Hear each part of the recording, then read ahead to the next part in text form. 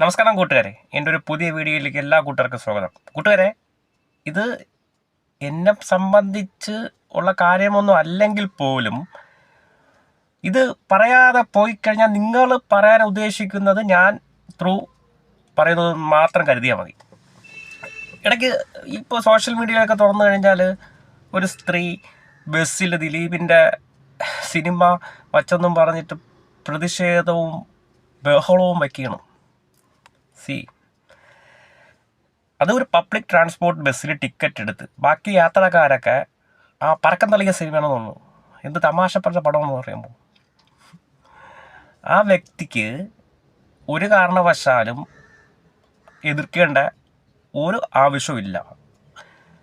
ആ വ്യക്തിയോട് കൂടി ദേഷ്യമുണ്ടെങ്കിൽ അവരെ മനസ്സിൽ തന്നെ വച്ചേക്കുക, സിനിമ കണ്ടില്ലേ കണ്ണടച്ചങ്ങിരിക്കുക. ശരി, ഓക്കെ.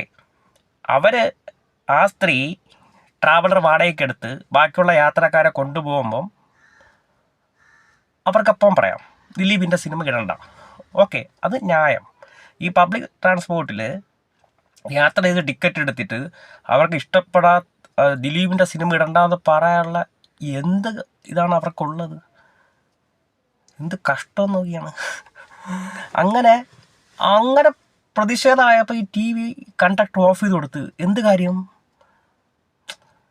ശരി, അവരെ സ്വന്തം വീട്ടിലോ ഇവർ പൈസ മുടക്കി സ്വന്തമായിട്ട് വാഹനം എടുത്ത് പോകണമെങ്കിൽ അവർക്ക് പറയാം ദിലീപിൻ്റെ സിനിമ ഇടണ്ടാന്ന്. ഓക്കെ, ബാക്കിയുള്ളവർക്ക് എന്താണ് പ്രശ്നം?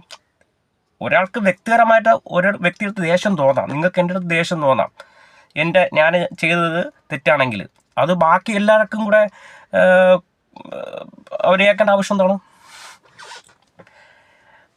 അത് വൈറലായി ചാനലുകാർ അവരെ പുറകിൽ.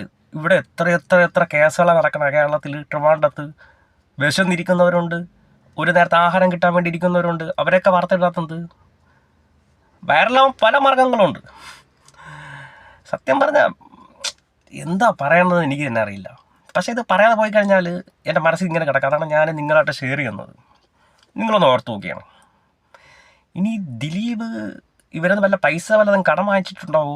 അതിൻ്റെ കൊടുക്കാത്തതുകൊണ്ട് ദേഷ്യമാണോ? എന്തോ ആയിക്കോട്ടെ, നമുക്ക് ആരാധന ആവാം. അപ്പോൾ സിനിമ കണ്ടു കഴിഞ്ഞാൽ അങ്ങ് വിടുക. അധിക ആരാധന ആയാലും പ്രശ്നമാണ്. ഞാൻ ഒരു ഫാൻസിലും ഞാൻ ഇല്ല. സിനിമ കാണും, എൻജോയ് അങ്ങ് പോവും. പക്ഷേ ഇതിങ്ങനത്തെ ഈ സിനിമയിൽ ഇട്ടെന്ന് പറഞ്ഞ് പ്രതിഷേധിക്കേണ്ട ഒരു കാര്യമില്ല. ഇവിടെ എത്ര നല്ല കേസുകളുണ്ട്. അതൊക്കെ എതിർക്കേണ്ടത് എതിർത്ത് തന്നെ പോകണം. മനസ്സിലാവുന്നുണ്ടോ? ഒരു ഇന്ത്യൻ